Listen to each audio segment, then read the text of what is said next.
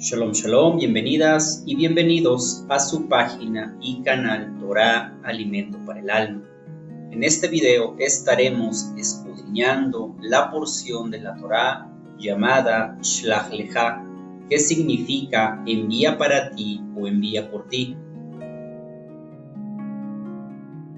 En esta parashat estaremos viendo varios temas, entre los que destacan la historia de los dos espías y las demás situaciones que vivieron y que no quedaron registradas en la Torá.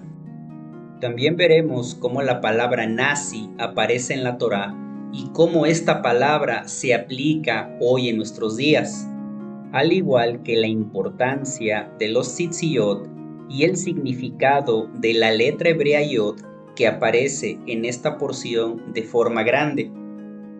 Y por último, les compartiré una revelación que me entregó Dios, Hashem, por medio de mi madre, sobre la tecnología avanzada que poseían estos gigantes o hijos de Anak.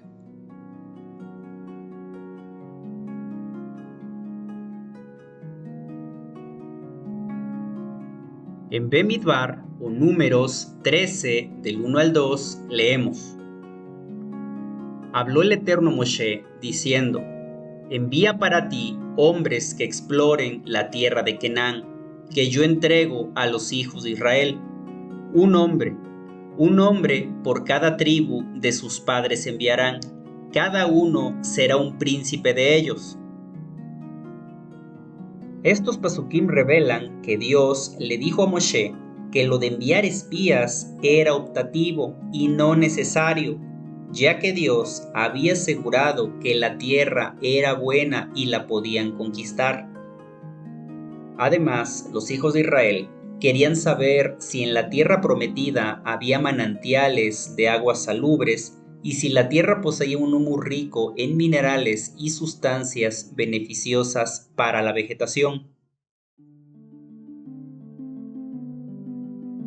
En Números 13:20, Moshe le dice a los espías que exploren la tierra para ver si hay árbol. Sobre este verso es importante resaltar que en el texto hebreo la palabra árbol está en singular, no en plural. Sabiendo esto, entonces, ¿cuál es el árbol del que Moshe habla en este verso? La respuesta es el árbol de la vida. Moshe quería saber si el árbol de la vida se encontraba en la tierra de Canaán. Además, esto también tiene que ver con nuestra exploración interna. Lech Lecha es hacernos una introspección espiritual para ver si todavía está vivo el árbol de la vida en cada uno de nosotros.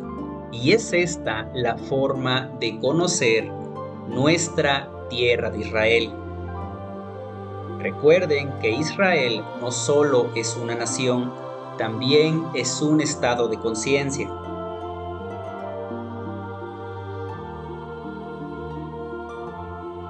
El Midrash Shemot nos dice que la idea original de enviar espías a la tierra de Canaán fue de todas las tribus de Israel, menos la de Leví. Y sobre esto es importante resaltar que los 12 hombres que fueron enviados por Moshe para espiar la tierra eran tzadikim, justos. Si los 2 espías no hubieran sido tzadikim, Moshe no los hubiera enviado. Algo importante a destacar es que los frutos que los 2 espías llevaron a Moshe se utilizan para las Moadim o las convocaciones sagradas. Las uvas tienen que ver con el Sod, con el secreto, con el misticismo, las granadas con los 613 mitzvot de la Torá y los higos con la higuera.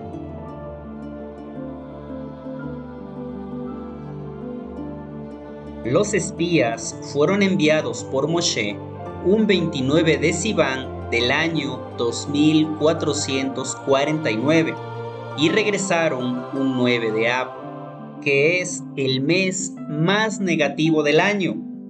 Y esto es así porque en el mes de Ab han ocurrido grandes desgracias para el pueblo de Israel, como la destrucción del primer y segundo templo, que fueron llevados a cabo un 9 de Ab, al igual que lo sucedido en el capítulo 13 de Números, en donde el Satán intimidó a Israel a rebelarse en incredulidad en vez de entrar a la tierra prometida. Debido a esto, Dios les prohibió entrar a la tierra prometida y condenó a las generaciones mayores de 20 años a vagar y a morir durante 40 años en el desierto. A pesar de que los espías habían sido tzadikim, justos en el momento de su designación, se volvieron agrios tan pronto como Moshe los despidió. Ellos inmediatamente decidieron traer de regreso un reporte desmerecedor.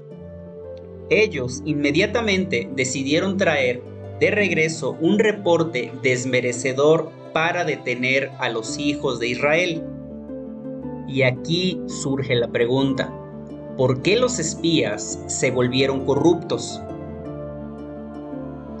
Los sabios comentan que ellos se dijeron el uno al otro: bajo el liderazgo de Moshe, nosotros somos jefes del pueblo.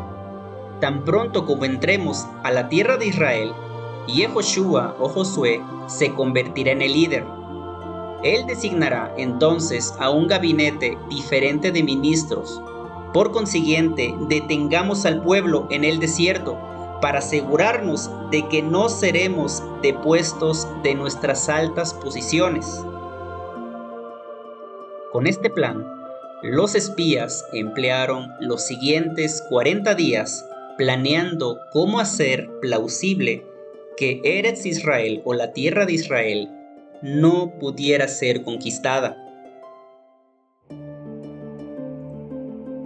Así como cada príncipe era el reflejo de la conciencia de cada tribu, de la misma manera hoy en día los líderes, presidentes y demás autoridades que se eligen en los procesos electorales son un reflejo de la conciencia de cada lugar, de cada ciudad, de cada país y aún de la conciencia mundial.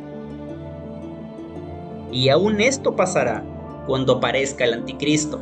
Él será la imagen de la conciencia baja de esa generación. Por eso a la marca y el sello se le llama la marca de la bestia, porque se impondrá a personas con una conciencia nefesh, animal o bestia, la más baja. Los sabios judíos comentan que los espías dijeron cosas negativas porque no querían que Moshe muriera. Además de que ellos temían que el Mesías llegaría y todos conocerían los secretos de la creación, causando que ellos perdieran su poder como jefes de sus respectivas tribus y se volvieran prescindibles. El problema con los espías es que ellos fueron como inmigrantes y no como turistas. Moshe les dijo específicamente a los espías: vayan y espíen la tierra, o sea, solamente vayan a observar la tierra. Pero 10 espías no obedecieron la orden de Moshe.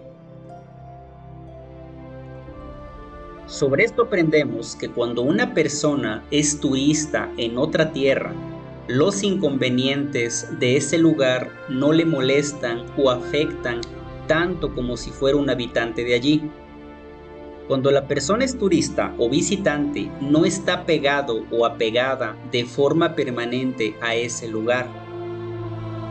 Y este fue precisamente el problema de los 10 espías, que fueron como inmigrantes y no como observadores o turistas.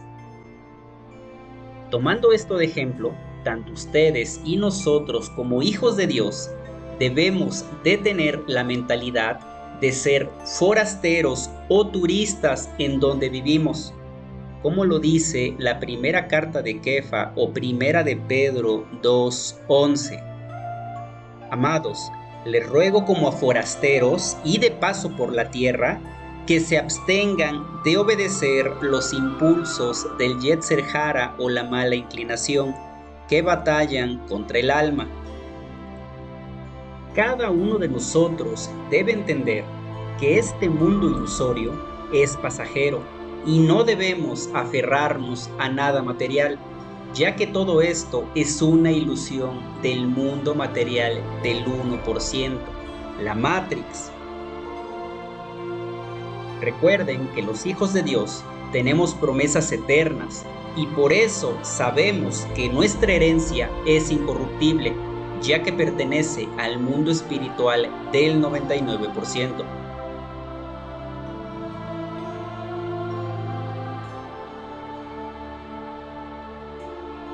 Uno de los principales problemas de los 10 espías es que involucraron su ego en la evaluación de la tierra. Algo muy importante que tienen que saber es que cuando el ego o el deseo de recibir es muy grande en una persona, esto provoca que el lugar en el que habita sea maldito. Y esto también se aplica hoy en nuestros días, por ejemplo, en la política. Cuando algún líder político antepone su ego o deseo de recibir para sí mismo y solo se mete a la política para obtener dinero y poder, provoca que el lugar sea maldito. Por eso es muy importante elegir cuidadosamente a las personas que gobernarán algún pueblo, alguna ciudad o un país, ya que las decisiones que tome esta autoridad podrían acarrear juicios y maldiciones al lugar que gobierna. Un ejemplo sobre esto lo podemos encontrar en el Talmud Bavli, Tanit 8b, donde dice: dijo Rabí Yohanan, las lluvias no cesan sino a causa de los hombres que asignan públicamente cierta suma de dinero para tzedaká y a fin de cuentas no la donan, como dice el versículo en Mishle o Proverbios 25:14. Nubes y viento y lluvia no hay cuando un hombre se enaltece por un donativo ficticio. Esto que nombra el Talmud es lo que lamentablemente miramos muchos de nosotros en varios líderes políticos corruptos, que con tal de llegar al poder hacen propuestas engañosas y prometen programas sociales y ayudas que nunca cumplen, y las consecuencias espirituales las terminan sufriendo las personas que están bajo su gobierno. Algo a destacar sobre los 10 espías, sin contar a Caleb y a Yehoshua, es que estos 10 no tenían una emuná firme, puesto que no confiaron en Hashem, en Dios, y solo vieron lo negativo y lo terrenal, o sea, vieron solamente el 1% y no el 99%.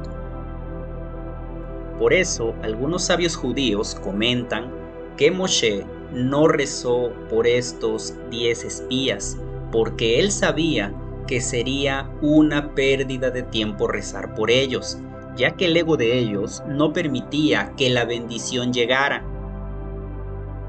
De esto aprendemos que si queremos recibir bendiciones de Dios mediante alguna autoridad que lleve su nombre, debemos de hacer nuestro trabajo espiritual al vencer nuestro ego, ya que eso nos hará más humildes y de esta manera cada uno de nosotros será una expresión de Dios en la tierra.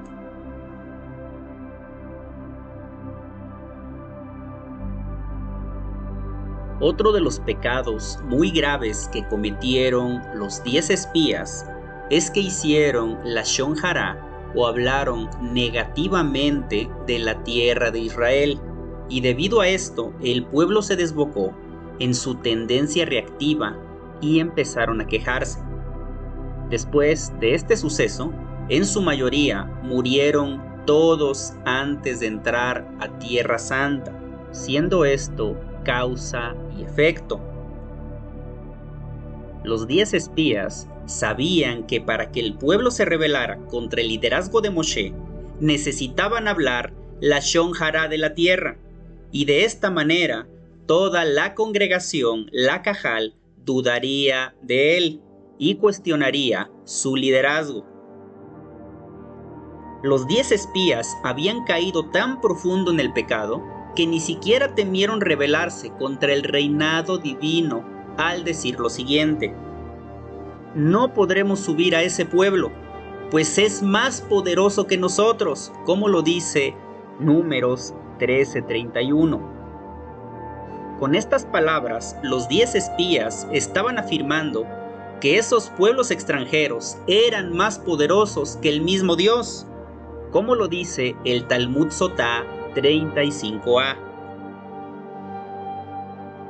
La tradición judía nos cuenta que después de que Dios reprendiera a los 10 espías y al pueblo debido a la Lashon Hará y a las quejas negativas que hicieron, los 10 espías subieron a una montaña donde estuvieron llorando para que Dios los perdonara por los pecados que cometieron al interponer su ego y hablar Lashon Hará sobre la tierra prometida. Pero Dios les contestó y les dijo que no los iba a perdonar, y como castigo estarían 40 años en el desierto. Además, Dios también les dijo que así como decidieron venir a llorar esta noche, que precisamente era un 9 de Av, el resto de sus días seguirían llorando en ese mismo día. Y cabe resaltar que esta palabra no solamente fue para ellos como líderes de cada tribu, sino también para su descendencia. Y es por eso que desde ese día, que es el 9 de Av, grandes desastres han ocurrido en esa misma fecha para el pueblo de Israel. Y además de todo esto, la tradición judía también afirma que estos 10 espías perdieron su salvación o su mundo por venir, o sea que se fueron al Sheol o al infierno. Antes de pasar al siguiente tema, es importante resaltar que el trabajo de los espías era físico, pero también era espiritual. Lo que a ellos les faltó en su estar correcto fue la apertura a la luz del Creador, la emuná. Ellos no vieron la parte espiritual, o sea, las fuerzas ocultas del mundo. Ellos debieron entrar y despertar la luz de los mundos superiores para que impregnara la tierra, pero no lo hicieron. Ellos solo vieron lo negativo con sus ojos terrenales y se olvidaron de lo espiritual.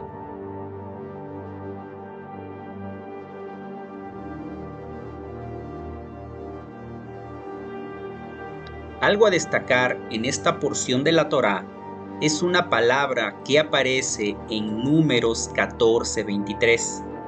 En este verso aparece la palabra Menatzi o Menatzai, que significa quienes me aborrecen. Y esta palabra hebrea incluye la palabra nazi. Tomando como referencia este verso de la Biblia, ahora sabemos que Dios llama nazi a la persona que está consumida por el odio.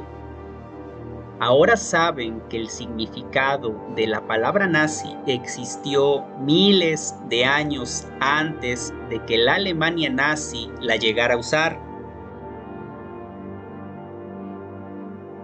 Algo muy interesante sobre este tema es que antes de la llegada de los nazis al poder en Alemania, los sabios judíos ya sabían que los alemanes eran parte de la simiente de Amalek, que es el gran enemigo de Israel. En el Talmud Bavli, Megilá 6b, está escrito que Alemania es Amalek.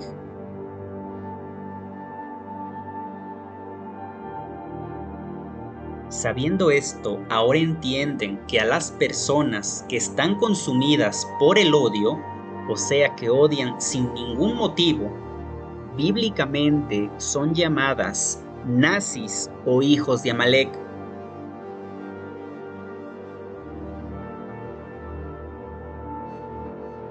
Otro tema muy importante que aparece en la Parashat Shlach Lecha es el de los tzitzit, que sirven para elevar al judío o al creyente por sobre la necesidad y el deseo. Hashem, Dios, ordenó los tzitzit para protegernos de la esclavitud de nuestros deseos físicos y sacarnos del cautiverio carnal para después pasar a un estado de libertad moral. Les aclaro que aunque no voy a profundizar en el tema de los tzitzit para no alargar tanto el video, hay ciertos puntos muy importantes que quiero aclararles sobre el tema de los tzitzit. Empezando por aclarar que la mitzvah de los tzitzit sigue vigente para nuestros días. Y esto lo digo porque actualmente hay ciertos grupos de personas que se hacen llamar mesiánicos o pertenecen a ciertos grupos de raíces hebreas que en su ignorancia afirman que no siguen ni obedecen mandamientos de hombres, o sea, la Torah oral. Pero esto es un grave problema a la hora de interpretar las Sagradas Escrituras, ya que sin la Torah oral, la Torah escrita no puede ser interpretada correctamente. Si ustedes analizan a profundidad el tema de los tzitzit en la Torah, se darán cuenta que la Torah solo menciona los flecos, pero fue la halajá rabínica la que ha dicho cómo deben anudarse los hilos, la forma de los tzitziyot y sus leyes. Muchas de estas personas afirman que no utilizan los tzitzit ni el talit porque los tzitzit y los talit antiguos que utilizaban los hijos de Israel se hacían de un tinte azul que se obtenía de la sangre de un crustáceo. Y como ya no se fabrican actualmente esos tzitzit ni talit con el tinte de ese crustáceo, ellos afirman que los tzitzit que actualmente los judíos usamos son inválidos. Pero lo que afirman es totalmente incorrecto, ya que ellos están invalidando una mitzvah muy importante y están limitando el uso de esta herramienta de elevación espiritual. Algo más que quiero agregarles es que Dios, Hashem, a nosotros nos reveló que la Torah se ajusta a nuestro tiempo y se renueva cada día al igual que cada uno de nosotros. Por eso no podemos limitar ninguna mitzvah de la Torá porque estaríamos abrogándola. Incluso en el Talmud Bavli, en el tratado Hagiwa 3b1, dice que las palabras de la Torá se mueven de su lugar modificándose según la época.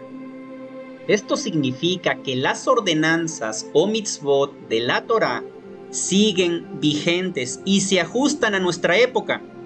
Y esto obviamente incluye las mitzvot de los tzitzit y el talit. Y aunque actualmente ya no se utilice la tinta de ese crustáceo para fabricar los tzitzit o el talit, no debemos poner eso de pretexto para invalidar las mitzvot de ponerse el talit y los tzitzit. Las ordenanzas del talit y los tzitzit son tan importantes que debemos ajustarlos a nuestra época, utilizando las telas o tintes y demás recursos que Dios, Hashem, nos dio actualmente. Incluso ya se comprobó con cámaras avanzadas Kirlian que cuando un judío se pone talit o tzitzit, la luz de su alma aumenta. Y esto es así porque cuando obedecemos a Dios al ponernos el talit o los tzitzit, estamos aumentando nuestra luz divina. Y además, muchas de estas personas que dicen que no siguen los mandamientos de nuestros sabios judíos, toman una actitud de hipocresía con otras mitzvot de la Torá.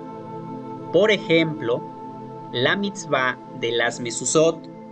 Si usted que me está escuchando pertenece a este grupo de personas que afirman que no siguen mandamientos de rabinos o de sabios, yo les pregunto algo. ¿Por qué ponen mezuzot en las jambas de sus puertas? Si el diseño, el contenido y el uso de estas está estipulado por la halajá rabínica. Si ustedes revisan la Torá, ahí solo habla de escribir en las jambas de las puertas, pero no dice qué, ni cómo, ni de qué forma, ya que esto fue estipulado por los sabios judíos a los cuales Dios respaldó. Además, ¿por qué construyen Sukkot según las leyes del judaísmo rabínico? Por si usted no lo sabía, existen leyes y medidas de cómo hacer una sukkah para que sea apta, para que sea kosher. Además, ¿por qué usan el calendario judío tradicional, siendo que todas sus pautas y formas de tasación fueron puestas por el judaísmo rabínico? ¿Y por qué simulan contar el Homer como nosotros lo contamos y según nuestras leyes rabínicas? ¿Y por qué usan en Sukkot el Lulav y el Etrog si la Biblia no los menciona literalmente? La Biblia solo habla de frutos y ramas hermosas, pero fue la halajá rabínica la que estipuló las 4 especies vegetales. Y además, ¿por qué en los lugares en los que ustedes se reúnen en sus kehilot se ponen kipá, se ponen kipot, si esto es una tradición rabínica? En ninguna parte de la Torá está escrito que los varones se tienen que poner kipá. Esto es una tradición rabínica. Y esto se los digo porque yo he visto a muchos líderes mesiánicos y de raíces hebreas expresándose de una manera negativa y despectiva de los sabios judíos y de ciertas mitzvot que los sabios judíos, guiados por el Espíritu Santo, establecieron como un cerco para la Torá. Personalmente, yo he visto cómo varios de estos líderes mesiánicos y de raíces hebreas en sus kehilot se ponen tefilín y dicen que no siguen mandamientos de hombres, pero ahora yo les pregunto algo. ¿Por qué usan tefilín? Si la Biblia solo dice que deben usar filacterias, pero ha sido la ley rabínica la que ha explicado qué son las filacterias, qué forma tienen, cómo deben hacerse, qué versos deben estar adentro, cómo deben anudarse y cómo deben usarse. Incluso estas personas al abrir Shabbat prenden velas. Y ahora yo les pregunto, ¿por qué prenden velas previas al Shabbat si eso es una práctica y ley rabínica? En ninguna parte de la Torá encontramos que sea una mitzvah prender velas previas a Shabbat. Eso fue algo que los sabios implementaron. Además, ¿por qué cantan Shalom Aleichem y llevan a cabo una gran cena con pan, vino y manjares, si eso no está estipulado literalmente en la Torá? Todo esto lo estipuló la halajá rabínica, incluido el Kiddush, el Birkat Hamazon o la bendición triple sobre el vino. Y además, ¿por qué en el cierre de Shabbat hacen Havdalah, si esa es una ceremonia estipulada por los sabios judíos? Y así como estas preguntas, les podría seguir haciendo muchas más preguntas sobre estos temas.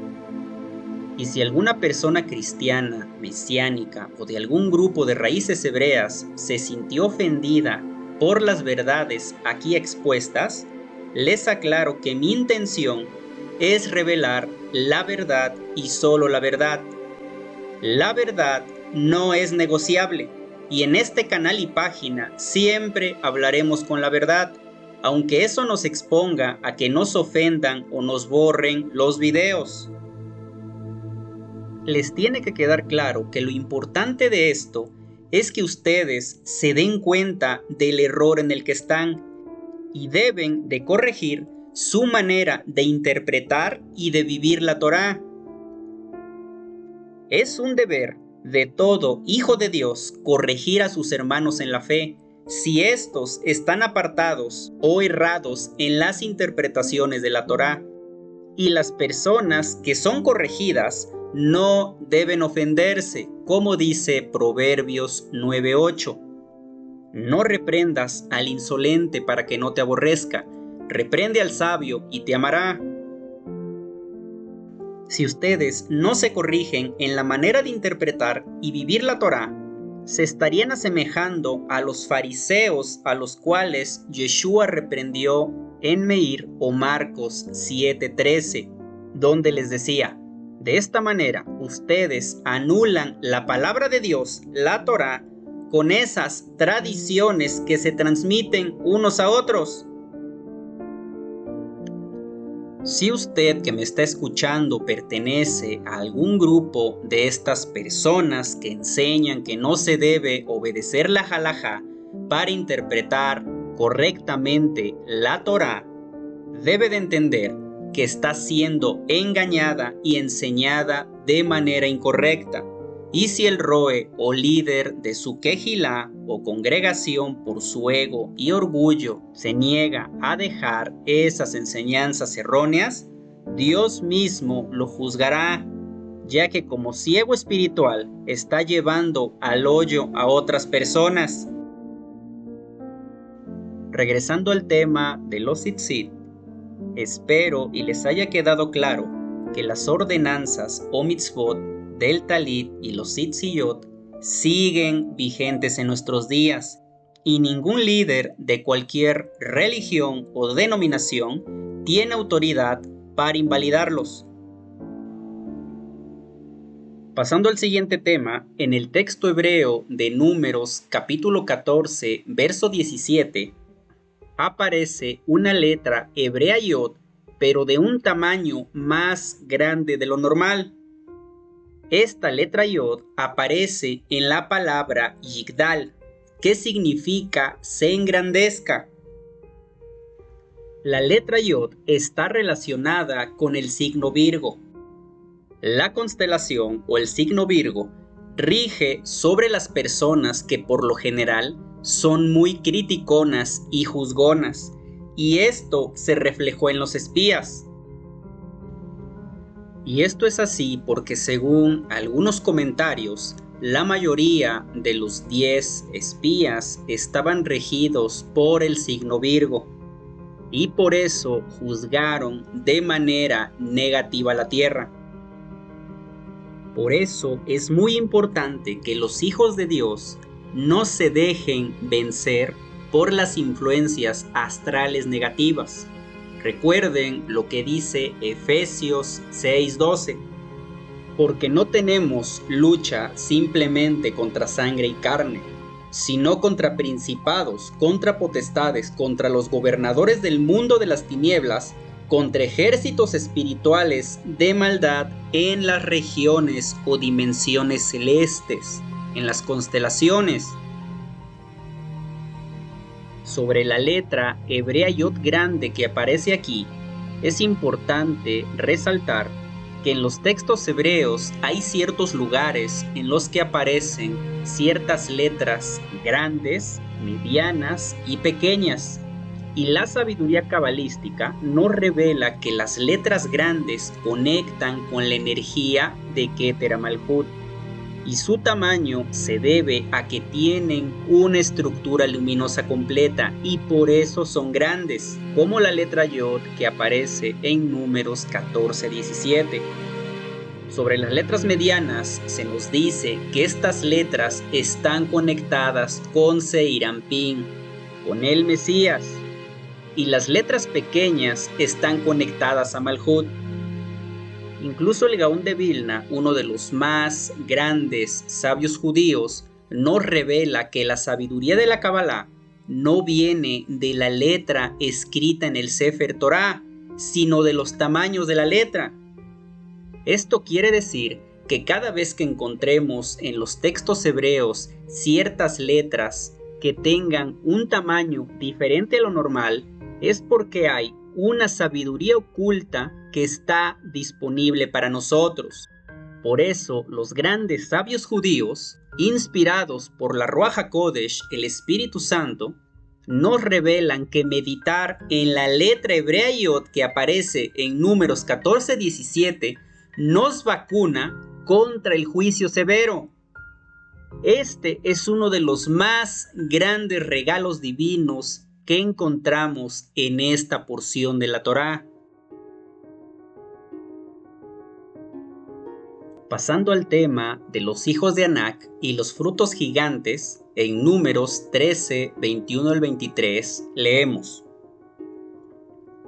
Entonces los 12 príncipes que fueron enviados por Moshe subieron y exploraron la tierra desde el desierto de Tzin hasta Regib, a la entrada de Hamat, y subieron por el sur y llegaron hasta Hebrón, donde estaban Ahimán, Sheshai y Talmai, los hijos de Anak, el gigante. Y llegaron hasta el valle de Eshcol, y de allí cortaron un sarmiento con un solo racimo de uvas, y lo llevaban en un palo entre 2 hombres. También tomaron de las granadas y los higos. Sobre estos textos, el Midrash Bemidbar nos dice que la Torá llama a este valle Nahal Eshcol, que significa el arroyo de la vid, porque allí los príncipes enviados por Moshe cortaron una vid cuyo jugo goteaba como un arroyo, y cuando ellos arribaron, Caleb recordó a los otros que Moshe los había instruido a traer de regreso algunas de las suculentas frutas de la tierra de Israel. Los 10 espías se rehusaron porque no estaban interesados en demostrar la productividad de la tierra. Entonces Caleb los amenazó y les dijo: si ustedes no recogen alguna fruta, yo desenvainaré mi espada.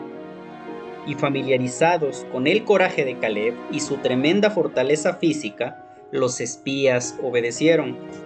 No obstante, escogieron frutas monstruosas, excesivas en tamaño, a fin de decir al pueblo más tarde que un país que produce tales frutas extrañas era extraño, y gente ordinaria no podía sobrevivir allí.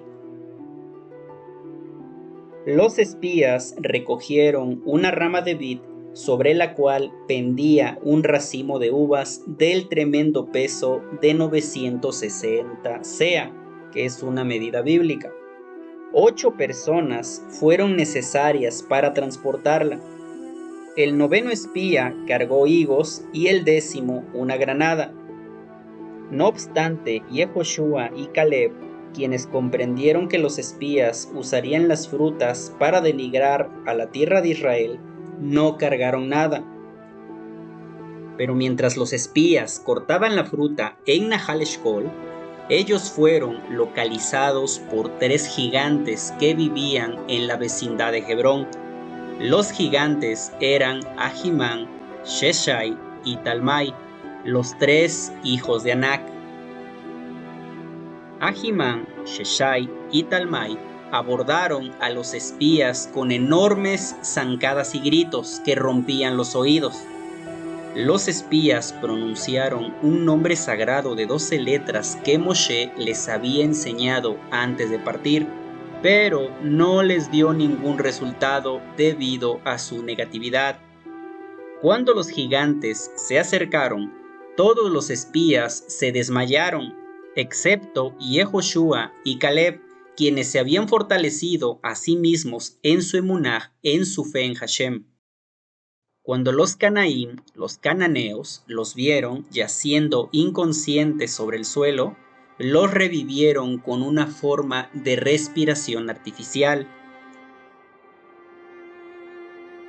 Más adelante, en Números 32 al 33, se nos narra cómo los 10 espías le dijeron al pueblo de Israel que la tierra prometida devora a sus habitantes y que toda la gente que vieron en ella eran hombres de gran altura. Ellos dijeron que vieron ahí a los caídos, los titanes, los hijos de Anak, que provienen de los Nefilim, y afirmaron que eran como langostas ante sus ojos y ante los ojos de los gigantes. Sobre estos versos les quiero aclarar que los Anakim, del cual procedía Anak, el padre de los gigantes, eran una raza de seres de altura inmensurable. Los sabios nos dicen que esta raza era tan alta que opacaba la luz del sol.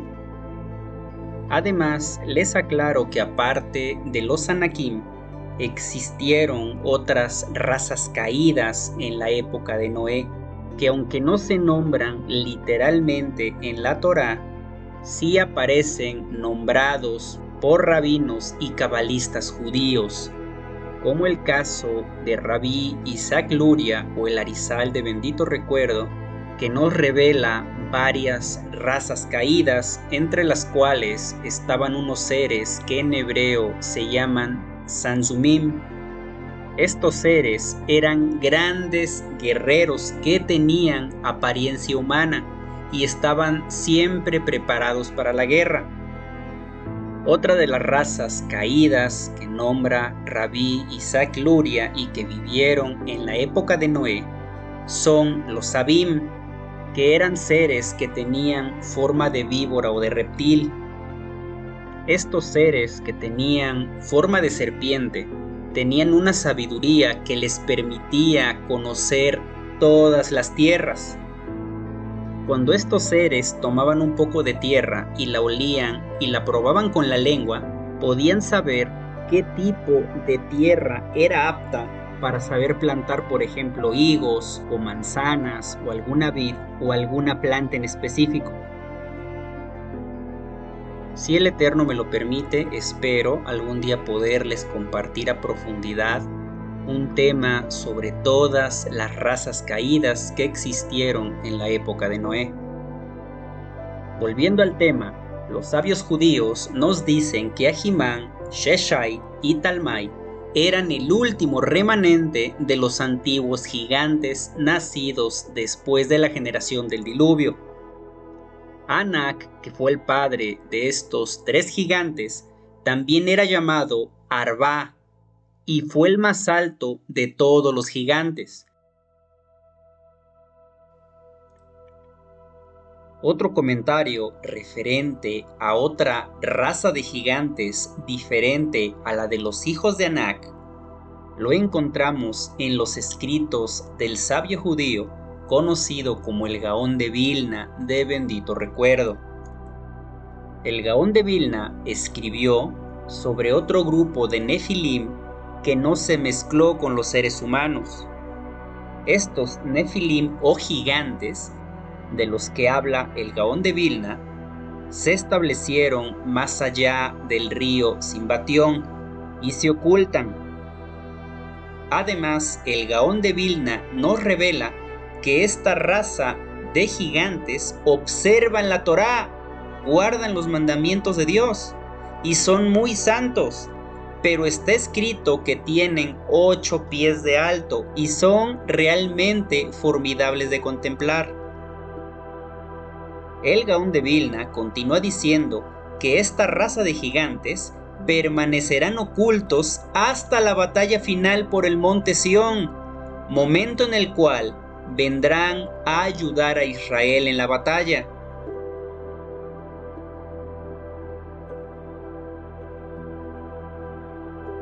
A continuación les compartiré una revelación que Dios Hashem me entregó por medio de mi madre el día 17 de junio del año 2023. Esta revelación habla en parte de la tecnología que poseían estos gigantes o hijos de Anak. La revelación la resumí para que fuera más entendible, ya que la revelación original contiene ciertos conceptos hebreos muy profundos que necesitan ser explicados, porque de lo contrario la revelación no se iba a poder entender a profundidad. Entonces, para no alargar tanto el video, solo le relataré lo más entendible para después pasar al siguiente tema. El Eterno me reveló que estos gigantes poseían una tecnología que apresuraba el tiempo para la maduración de las frutas y vegetales. y es por eso que las frutas y vegetales que estos gigantes cosechaban crecían de una manera más rápido y alcanzaban tamaños gigantes. Además, el Eterno nos dijo que en este proceso estaban los ángeles atómicos o los ángeles de la creación. Con esta tecnología se producía una unión entre el cielo y la tierra, y además de esta tecnología, el Eterno también nos dijo que estos gigantes tenían libros secretos que se fueron perdiendo con el tiempo, y en estos libros estaban las 4 ciencias de los 4 reinos. Algo más que Dios nos dijo es que esta tecnología que poseían estos gigantes no era de este mundo, sino de otros mundos, y solamente se les otorgó a estos gigantes por un tiempo solamente, para enseñar al pueblo y para probar su fe. Y aunque no voy a decir detalladamente todo lo que conlleva esta tecnología, sí les puedo decir que con esta tecnología hoy en día, por ejemplo, se podría hacer crecer a cualquier planta pequeña para que fuera de un tamaño gigante. Y lo mismo se podría hacer con cualquier animal, por ejemplo, con un perro de raza chihuahua. Esta raza es pequeña, pero si esta tecnología se usara con un perro chihuahua, el perro crecería de un tamaño gigantesco. Y aunque esto podría sonar actualmente muy emocionante o divertido, personalmente yo pienso que si esta tecnología se revelara en nuestros días, ocasionaría desastres en toda la naturaleza, ya que si algo crece, se pierde la cadena alimenticia. Independientemente de esto, actualmente hay casos en los que la tierra produce algunas verduras de un tamaño ligeramente más grandes de lo normal. Por ejemplo, en Almolonga, Guatemala. En este lugar, las verduras crecen de un tamaño gigante. Y sobre esto, los expertos afirman que esto se debe a que los suelos de Almolonga son de origen volcánico y la precipitación fluvial de ese lugar influye en el clima seco, húmedo y frío, además de los diferentes nacimientos de agua alrededor de la zona que hacen de este lugar una tierra fértil.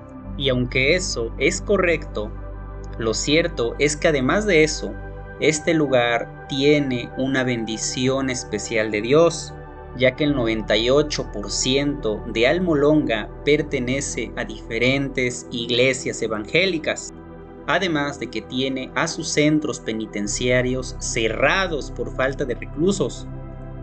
Incluso es llamada el Jardín de las Américas por los vegetales gigantes que produce en nada menos que 8 cosechas anuales.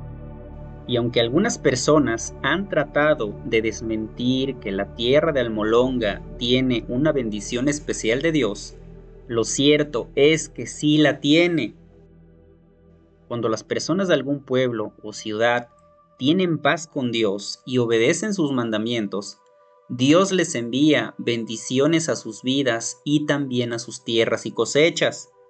Y esto lo confirma el mismo Talmud Babli en el tratado Tanit 23a, donde dice: en los tiempos de Shimón ben Shattach, época en que la lluvia caía para ellos solamente en las noches de los miércoles y en las noches de Shabbat, y tenían la bendición de Hashem hasta tal punto que los granos de trigo se hacían tan grandes como riñones, los granos de cebada como huesos de aceituna, y las lentejas como dinarín de oro, que es una moneda de aproximadamente 4.8 gramos. Y conservaron algunos de ellos como prueba de la abundancia que había cuando el pueblo de Israel cumplía la Torá, para que lo vieran las generaciones futuras a fin de dar a conocer cuánto mal causa el pecado y para que supieran que el deterioro de los frutos es consecuencia de la transgresión, tal y como dice el versículo de Jeremías o Irmeyá 5:25, que dice: vuestras iniquidades desviaron estas, o sea, las bendiciones, y vuestros pecados os privaron del bien. Como lo escucharon, el mismo Talmud confirma lo que previamente les había revelado en el tema de los espías, que el pecado, el ego, el deseo de recibir para sí mismo, hace que el lugar en el que habitemos sea maldito. Por eso, si queremos tener una vida de bendiciones y abundancia, tenemos que estar en paz con Dios al obedecer sus mandamientos, para que el lugar en el que vivamos sea bendecido. Para finalizar esta parashat, les quiero recordar que en esta porción de la Torá se nos revelan las consecuencias de anhelar el honor y la gloria de los hombres, que es en sí la muerte misma y la pérdida del mundo por venir o nuestra salvación. Esto lo podemos tomar del ejemplo de los 10 espías. También en esta semana tenemos disponible de parte de Dios la energía de la letra hebrea Yod grande en la palabra Yigdal. Recuerden que Dios se manifiesta por medio de su palabra, y por medio de esta sabiduría Dios nos vacuna o nos protege contra el juicio y la crítica severa. Otro punto muy importante es que de lo que dijeron negativamente los espías y las consecuencias de sus actos, aprendemos que debemos tener control de nuestras emociones, ya que nosotros creamos nuestra realidad a partir de nuestras acciones. También recuerden que en esta parashat encontramos el poder y la fuerza de protección de los Hitziyot, que siguen vigentes. Y por último, cerramos este video con las palabras de nuestro bendito Mesías Yeshua en Mateo 16:24, donde dijo: el que quiera seguirme, niéguese a sí mismo. Esto significa vencerse a sí mismo, vencer nuestro ego, anularnos a nosotros mismos, estar arriba de Malhut, de esta realidad y mundo ilusorio, de la Matrix.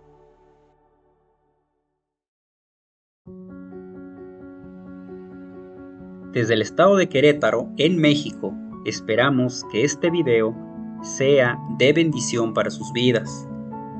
Bezrat Hashem, con ayuda de Dios, la siguiente semana les estaremos compartiendo la siguiente porción de la bendita Torá. Que el eterno Dios de Israel los bendiga a ustedes y a sus familias. Shalom, shalom.